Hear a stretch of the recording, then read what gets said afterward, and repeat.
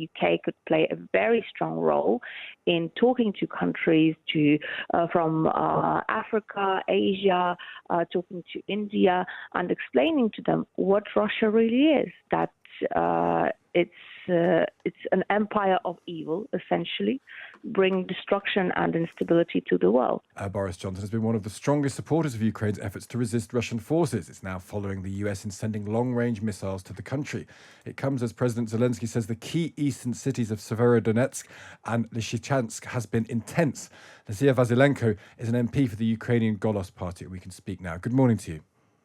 Good morning.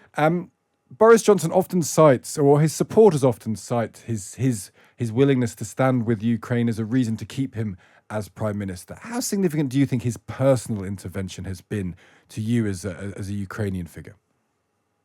The UK has really stepped up the game of international politics and international security during the period of Boris Johnson's leadership.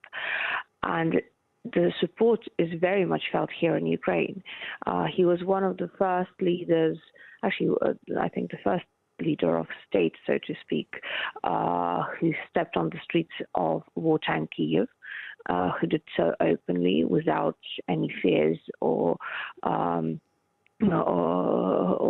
reluctance.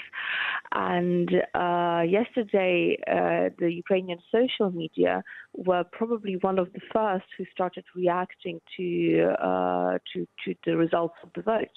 And I haven't seen so many congratulations. I mean, this was the topic which took Ukrainians away from commenting the war yesterday. I opened my Facebook feed, I opened my Twitter feed, and all the Ukrainians were saying was congratulations to Boris Johnson. So do you think the people of Ukraine are pleased he's still Prime Minister? Absolutely. The thing is, for Ukrainians, as you can imagine, in the last 100 plus days, the main topic is how do we survive this war and how do we make the country survive this war. And whoever helps us is our friend and will be getting the Ukrainian support with the way that that Boris Johnson has been reacting to many different situations in Ukraine, sending the weapons in, providing the financial aid.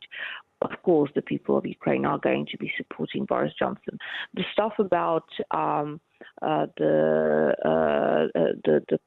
Partygate and the situation with COVID has not been center stage here, and hardly anyone actually understands why anyone would want to remove him. Yeah, that's an interesting point. But you're a politician, Lesia. Do you think that if he were to be removed, there'd be another figure from his own party who's very likely to be as supportive of you as Boris Johnson? And maybe it's the Defence Secretary who's been very supportive, but everyone in the Tory party is as supportive as Boris Johnson. So maybe politically it wouldn't make any difference. I should hope so. In the situation that we are now, if we're getting that support at the levels that we're getting, for Ukrainians, it's always going to be better the devil you know. But I should really hope that it is absolutely true that not just the Tory party, but like the whole of the British Parliament is supportive of Ukraine and of the situation, having full understanding that not supporting Ukraine would actually mean a new kind of and a new level of security challenge for the UK, for Europe, and for the world.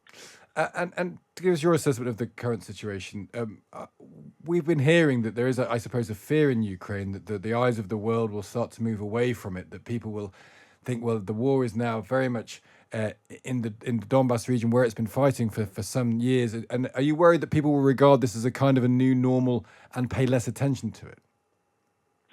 Absolutely. And with that, it opens the gate for Russian narratives to seep back into the media space and to the international discourse.